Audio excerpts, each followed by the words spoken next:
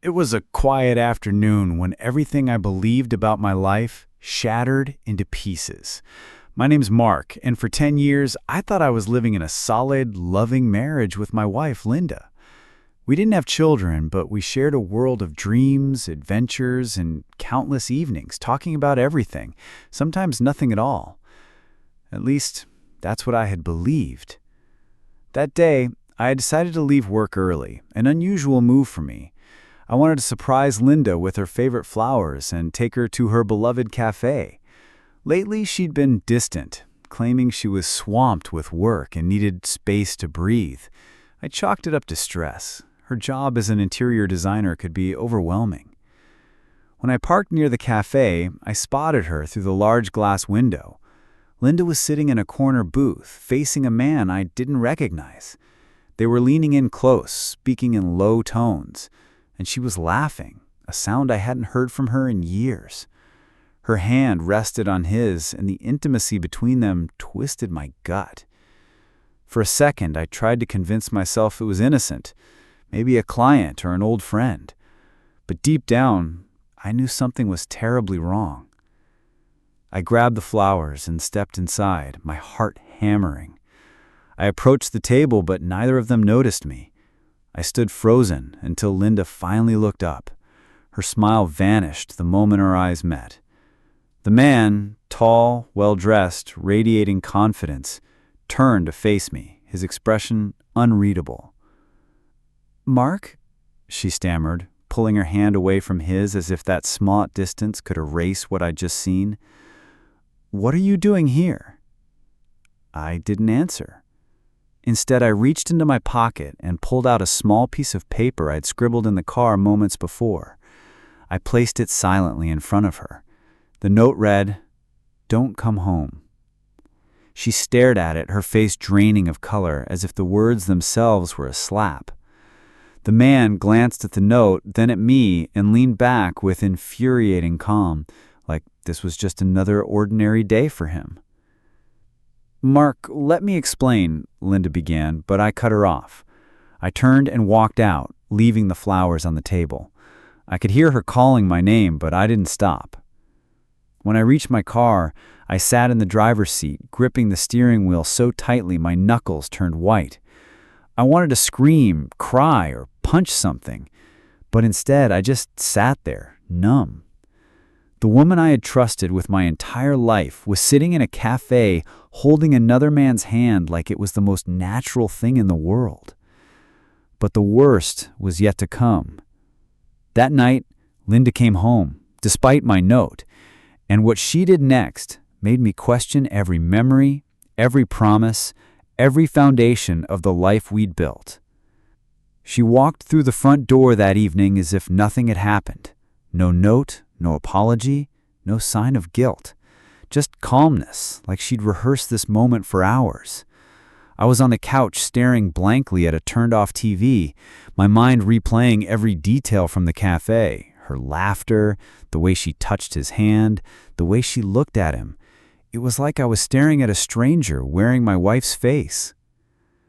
"We need to talk," Linda said, dropping her purse on the chair. I didn't move. I didn't even look at her. "You think?" she sighed, walking closer and sitting on the edge of the couch. The audacity of her calm demeanor made me want to explode.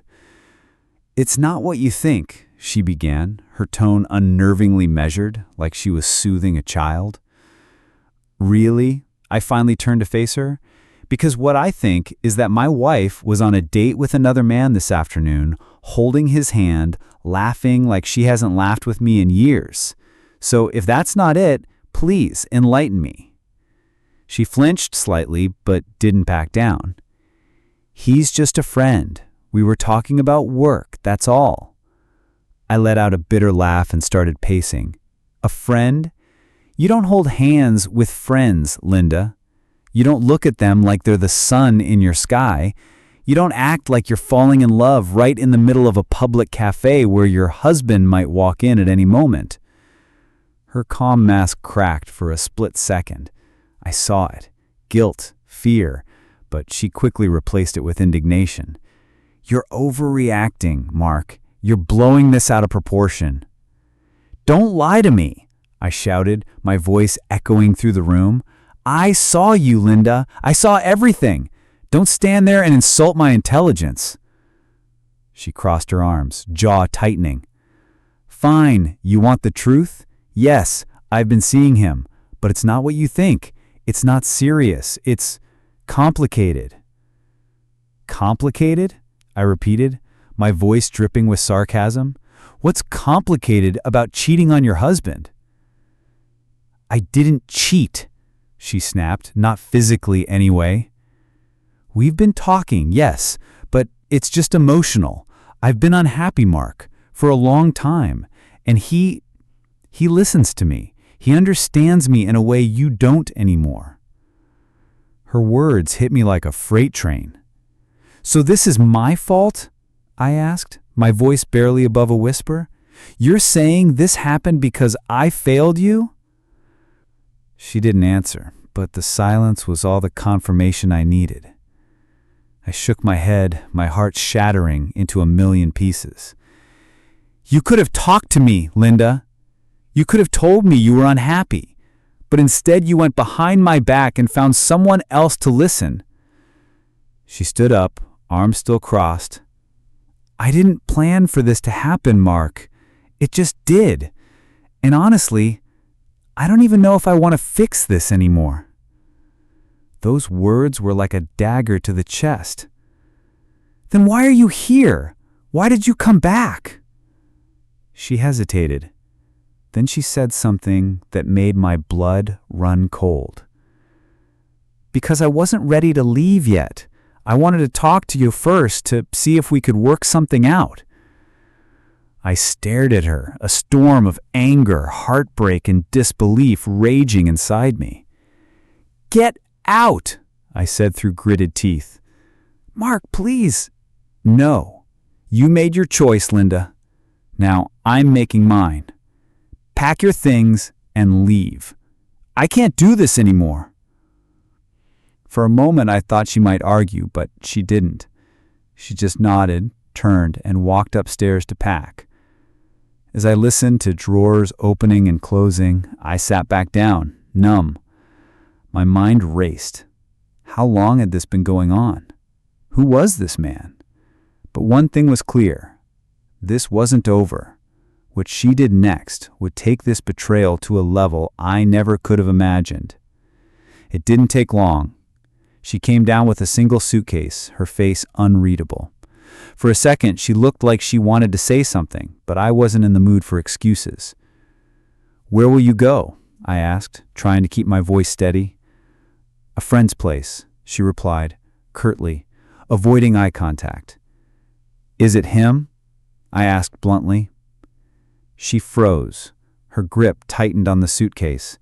That pause told me everything. "You know what? Don't answer that. Just go." Without another word, she walked out, leaving me alone in the house that suddenly felt too big, too empty. I sat there for what felt like hours, replaying the last few months, the late nights, the sudden trips, the constant excuses. It all made sense now. But just when I thought the worst was over, my phone buzzed. A text from an unknown number. "You did the right thing, Mark. She's not worth it. Thought you should know what she's been up to. Check your email." My heart pounded. Who was this?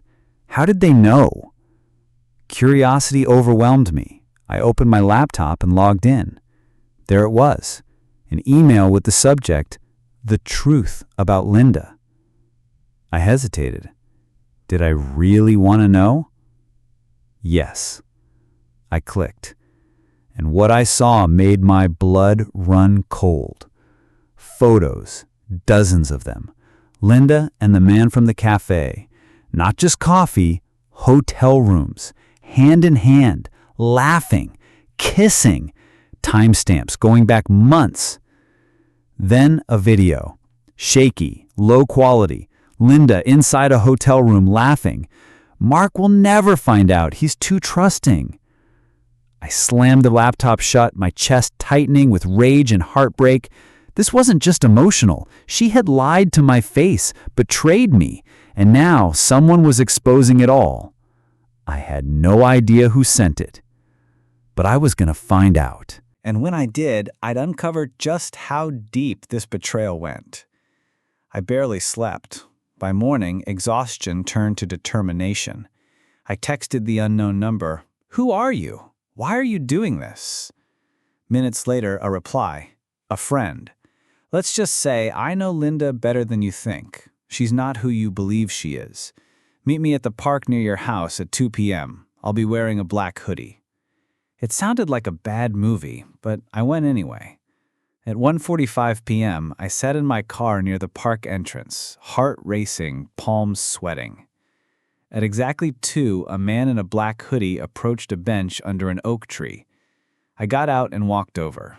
"You're Mark," he said, voice steady. "Yeah, and you are?" "Call me Dan." He gestured for me to sit. I did, keeping distance. "How do you know Linda?" He let out a bitter laugh. "I used to work with her. We were close. But I learned the hard way what kind of person she really is." "What does that mean?" He handed me his phone. On the screen, text messages between Linda and someone named Eric. Explicit, detailed plans. Lies about me. "She's been seeing Eric for almost a year," Dan said. "He's married, by the way. I caught them together at an office party. She didn't care, just told me to mind my own business." I stared at the messages, nausea rising. "Why tell me now?" "Because I've been where you are," Dan said, voice softer.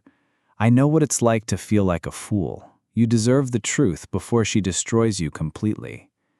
I handed back the phone. "She's not going to stop, Mark," Dan added. "People like Linda, they don't change." I left the park broken, but also awake. Linda thought she could play me for a fool. She was wrong. Driving home, my hands trembled. Dan's words echoed. She's not going to stop.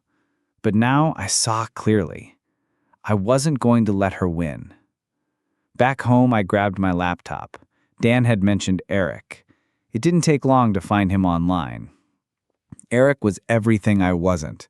Polished, charming, and from his photos, a perfect family man.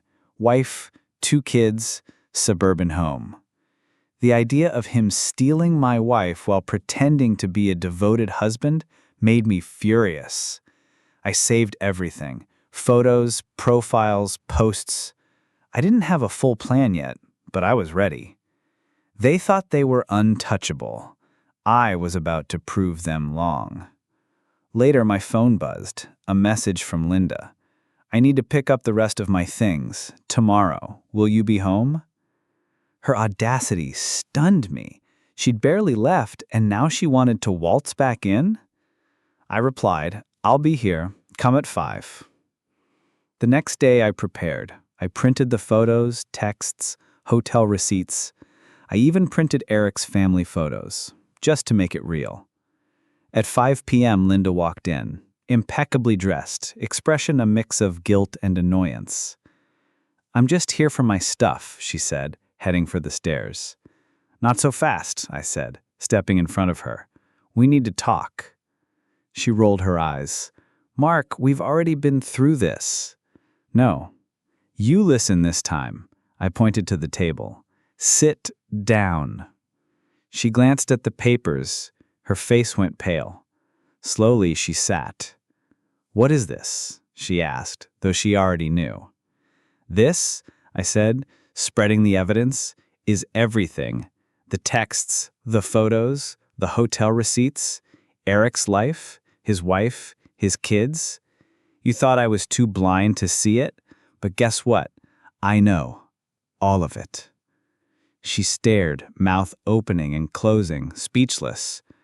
"Mark, I can explain." "No." I slammed my hand on the table. "You've done enough talking. Now it's my turn."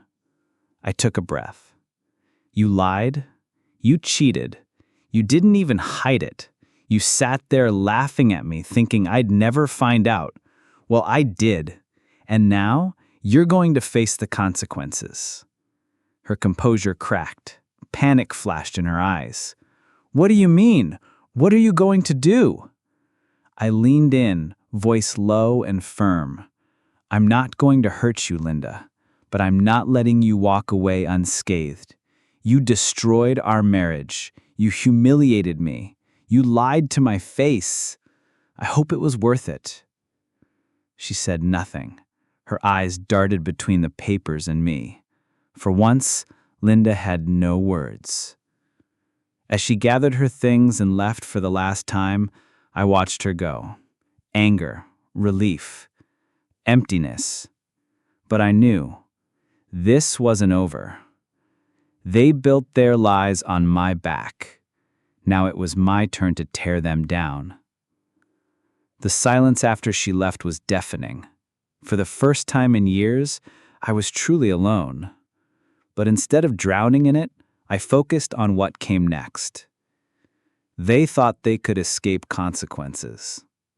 They were wrong. Step 1, I drafted an email to Eric's wife, Michelle. Brief, clear.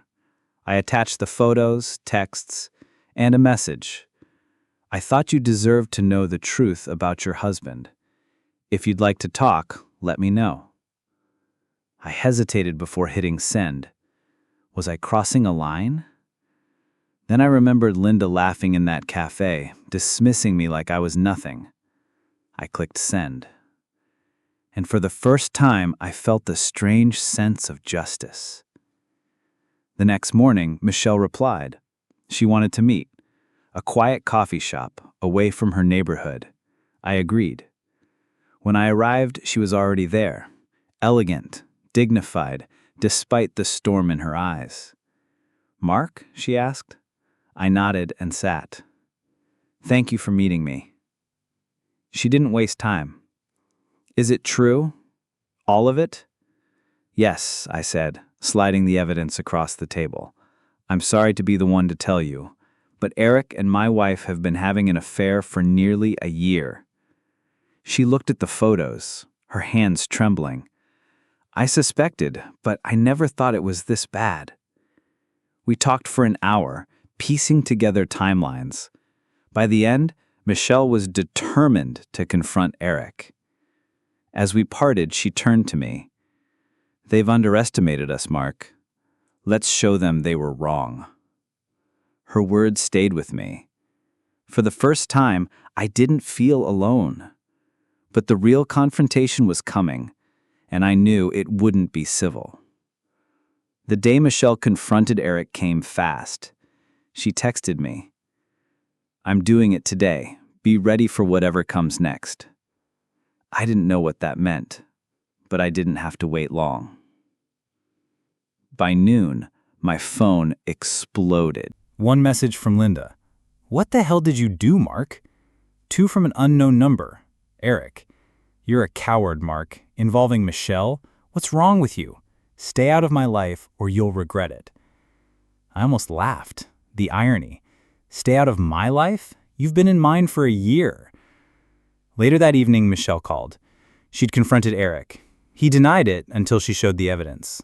Then he broke. "He blamed me," Michelle said, voice shaking, "said I wasn't there for him. Can you believe that?" "I can," I replied bitterly. Same excuse Linda used. "What now?" she asked. "I'm not sure," I admitted, "but I'm not letting this go." That night, Linda showed up unannounced, disheveled, no more polish. "You've ruined everything," she said, stepping inside. "Ruined what, Linda?" I asked, arms crossed. "Your perfect little affair? Your chance to keep living a double life while I stayed in the dark?" Her eyes flared. "You had no right to drag Eric's family into this. This was between us." "Between us?" I shot back. "You made it everyone's business the moment you started sneaking around with him. Don't stand here and play the victim." She opened her mouth, then closed it. For once, she looked defeated. "What do you want, Linda?" I asked, quieter now. "I don't know," she whispered, voice breaking. I didn't think it would come to this." I shook my head, pushing aside a pang of pity. "It's too late for regrets. You made your choice. Now you live with the consequences." She stared at me, then turned and walked out. I thought that was the end. I was wrong. The fallout was just beginning. The days that followed were chaotic.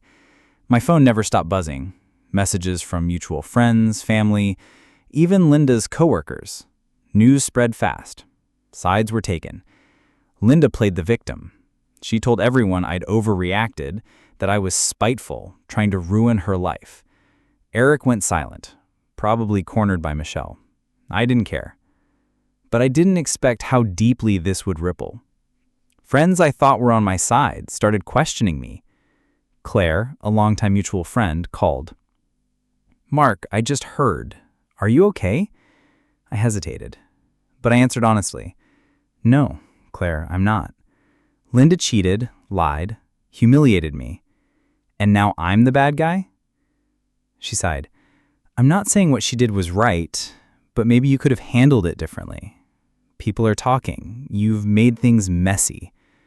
Her words stung. Messy? She betrayed me. What did you expect? Me to sit quietly while she walked all over me? "It's complicated," she said. "It's not complicated," I replied coldly. "She made her choice. Now she lives with the consequences." The call ended.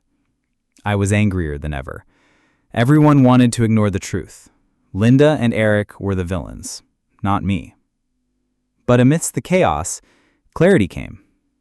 Michelle called again, more determined. "Mark," she said, "I think it's time we take this further." "What do you mean?" "I've spoken to a lawyer. If you're willing, I think we should file formal complaints. Eric's company has a strict policy on workplace affairs. If we go through with this, he could lose his job. Linda might face consequences too." I paused. It felt drastic, but they'd crossed every line. "Let's do it," I said. "It's time they faced the full weight of what they'd done." Hanging up, I realized the road ahead wouldn't be easy. But for the first time in weeks, I was taking control. The fallout wasn't over. If anything, it was just beginning. A week later, we filed the complaints. Michelle had gathered evidence. Eric's messages, work emails. I provided more. It wasn't about revenge anymore. It was about accountability. The results were immediate. Eric was placed on leave. Linda, whose work overlapped with his, was questioned. Their discreet affair had been anything but. Linda called me constantly. Voicemails filled with anger, regret, desperate pleas. "Mark, you've made your point. Stop this. Please. We can fix this." But there was nothing left to fix. Michelle and I stayed in touch. She was a fierce ally. For the first time, I didn't feel alone. By month's end, the verdict was clear. Eric was fired. Linda's contract wasn't renewed. Both had burned bridges they couldn't rebuild. With the dust finally settling, I began rebuilding my life. The house, once filled with pain, started feeling like mine again. I redecorated, removing every trace of her. It was cathartic, like shedding an old skin. One evening, unpacking old photos, I found our wedding picture. Linda looked radiant. I remember how happy I had been. It was a bittersweet reminder of what I thought we had. I didn't hate her anymore. The anger had faded, replaced with quiet acceptance. She made her choices. I made mine. Michelle became an unexpected friend. We met for coffee, shared updates, reflected. She was healing too, focusing on her kids, her own closure. One day, she said something that stayed with me. "You can't let this define you, Mark. It's part of your story, but it's not the whole book." She was right. Life wasn't perfect, but it was mine again. And for the first time in a long time, I felt free.